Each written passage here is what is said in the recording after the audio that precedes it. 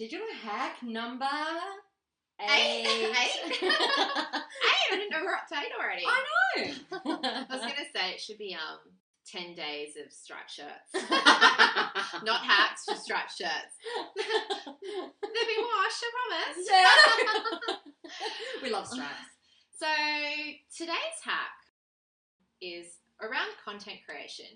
So anyone that's been out there and online for a while now knows it's all content. You really can't get anywhere without good content. Yeah, paramount. Yeah, it really is. And I think, now, hopefully you're at the stage where, you've outsourced those important tasks, you have a website, you're getting your social media sorted. The next step really is, how am I going to keep my website updated? Like, how is this always going to have fresh content? Yeah. Because that's what Google loves. Google loves fresh content. And the more often you update your site, the more often the little Google bots will come past your site and index it. And basically, you want to continue to feed that beast with fresh content. So there comes a dilemma. There's one of you, or if you've got a small team, there's not many of you, and content creation normally falls to the bottom of the pile. When it comes to other pressing things where there might be apparent deadlines, like your accounting or, your paid marketing, where you're obviously spending money, so you want to make sure you get that right. Content is often shelved, and that makes me super upset, given that that's what I do. Yeah. But the hack today is to let you know that, there's a simple way of always having fresh content. And that's by having old content. Hear me out again. Hear me out. What is old is new again. It kind of is that. So I think we kind of are in the mindset of once, an article's been written or, content's out there, it can never be reused. And that's just not the case. A lot of content, if it's a blog post that's obviously very date sensitive, that's hard to repurpose. But for your tips, your how-tos, trends, trends will stay around for a while as well. You can repurpose that content. So, and what I mean by that is you stick a new headline on it, you team it with a new picture. If it's on your blog, you can actually even update the date, so reschedule it, so to republish the content. Or if it's online on social media, Facebook or Twitter or whatever it might be, you simply just team it with a new headline and a new picture, and hey presto, it's a brand new piece of content.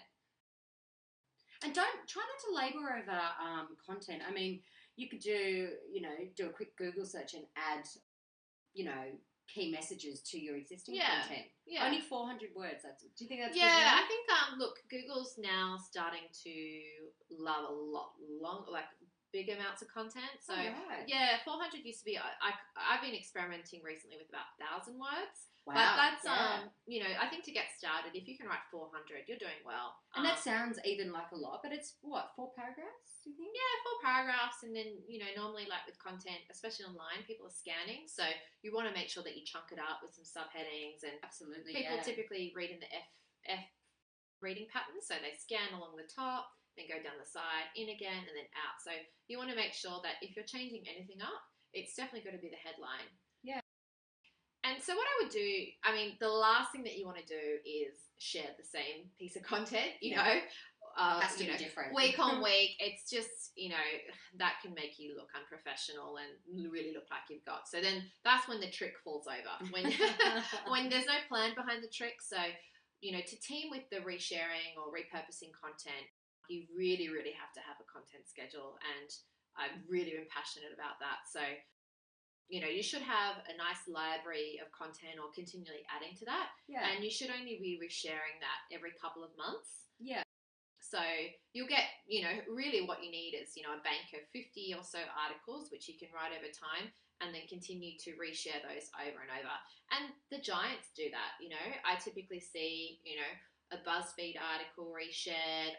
I'm aware of it because I'm in the industry, but I'm sure that the audience, they wouldn't do it if the audience didn't respond to it. So a lot of people just aren't even, familiar with the fact that is a tactic and a well-known tactic. Yeah, and it's a good way of also sending the right message about what you want to blog about, and while being SEO friendly, And I think that blogs are sometimes, thinking, oh, I can just outsource my blogs. But I'd have to say this is one key area that you can't. I mean, we're both. Look, if you're outsourcing, it's definitely got to be, to Australian company or English speaking, and especially blogs are quite personal normally. I think so too. I have to agree. Yeah. Even if I think the term blog and how that came to be and what it means now has changed a lot. Blogging used to be very first person and interpersonal experience, and now people blog for business. So it's not so much first person, and they're not saying I cook this for dinner tonight, or they're normally linking it at least to kind of the company value or the brand. But it does still come from an authentic place. And as we spoke about a few days ago, people really respond to authenticity. So if you're outsourcing, and not only that, there's different voices come through, and then you don't have a consistent voice. Voice and brand message. So I, for one, would way prefer to spend some time creating or crafting like a really, really great, juicy piece of content that I know that I'm going to be able to reuse a few times in the year. And something that doesn't date, your 10 tips or your 5 tips, that those tips will never, become old hat. They're current, they're fresh, and you can just team that with something new.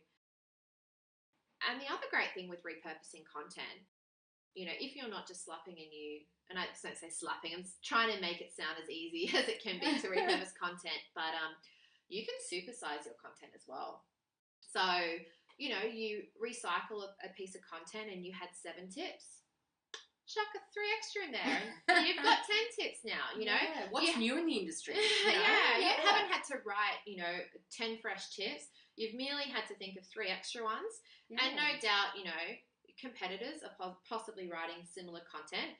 As much as you like to be unique, it's very difficult sometimes when it comes to content creation on a regular cycle to always be coming up with something brand new. So what you can do is just supersize yourself and your competition. They come out with an article with 5 tips. You give 10, 20. 20, you pick up 20. Go above and beyond. Above and beyond. And that way, by making sure that the title's always fresh, is making sure that you're also utilizing what is being searched in Google right now. If there's a particular trend or a keyword or something that you can incorporate in the article heading that makes it seem more current than it currently is, that's completely fine, Yeah, I have to agree. And I think, and sometimes blogs or content as a whole can be written better the second time around. You've written the blog once. If it can be worded better, or there's definitely you refine it. Refine it. And maybe new keywords if you've done some more keyword research, or hired a professional to do some keyword research. Perhaps you'd be using different keywords throughout the article, and tags as well. For sure. And I think if you're looking for content to reshare, obviously you want to know how that piece of content has performed previously. And that's where, we're, big believers of Google Analytics. So, you have to make sure that your website is set up, very simple to set up, with the correct tracking code. So you can actually see, visitors to your site, and you can see the number of visitors that are reading a particular article. So when you have, your whole content schedule, which piece are you more likely to reshare? It's obviously going to be that piece of content that initially had the most visitors. Or obviously on social media, there's other indicators like likes and shares. And so they're the pieces of content that you're not ready just to put to bed now and forget about them, going, that content's out there. No, freshen it up. Dust it back off and send it back out again. And obviously, when you're talking about content distribution, that's just as important as writing the article in the first place. What's that if a tree falls in the woods and no one's there to hear it? Did it even fall? There's no point if you're just blogging or keeping it in your own journal. You need to set it free and send it out there for other people to read. And that's what distribution channels like social media is great for. And making sure that, you're tailoring that piece of content to the right channel. So obviously Twitter, there's a character limit and there's different things that you need to do for each. So when you are distributing or repurposing your content and sending it back out there, a good way to keep track of that is to use a platform like Hootsuite or CoSchedule, something like that, where you can put all your content in and you actually can select, resend this live in 2 months. So straight away you can add the content and already come up with a different article and know that it's scheduled to go out in 2 months' time with all of the different versions of that post for the different channels. Send it out to Twitter, send it out to Facebook, whatever it may be, in the one central location. That's super handy. Anyway. Yeah, I mean, Hootsuite is fantastic. We use that. Yeah. Across different platforms and even in Facebook groups, so that you're an admin of. So, yeah, that's really handy. And I think that you never, with blogs, they're a fantastic way to keep in contact with your audience. And as we mentioned, to build your email subscriber list. Every time somebody reads your written content up your blog, they are on your site. Yeah. So it's very important just, to keep writing. I mean, often we've written blogs and we'll post them online on social media and we get fantastic feedback, really impressive feedback that we never thought we would. And because I guess you're educating people as you go along and, It's true. And I'm also a big believer of keeping your comments section open on your blog. Yeah, me too. It actually forms part of the article. There might have been a point that you missed that someone else brings up, so that when people are finding that content online as a whole, they're reading the article and they're also getting bits of information from the comments, provided they're not spam or, I love the comments. I love reading comments. Everyone knows comment sections are the best part of the whole Sometimes I just skim the article, read the comments. So I can put an article out there just so that someone will comment, then I'm doing good in the world. But I think to sum it up, I think the daunting task of blog writing, and we covered that, on, productivity hacks, in terms of actually putting pen to paper and getting that done. We can't really offer a hack, to write that blog post initially. I wouldn't outsource. I think, No. you kind of have to try and find the time to do it yourself. But just to take solace in the fact that once you have that piece of content, it's not over. Yeah, it's not over. And so if we can just give you one challenge, and that is to try and write one blog post or piece of content every week. Yeah. And a good one that you want to be able to reuse, your past self, past Hayley,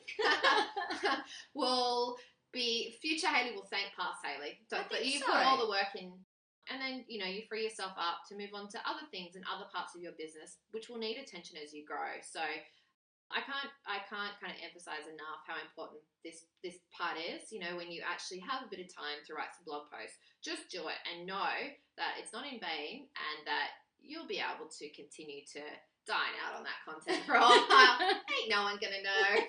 It's an investment. Yeah, it's an investment. Yeah. So there's day 8. Day 8 done. Day 8 hack. Yeah. All right. See you guys.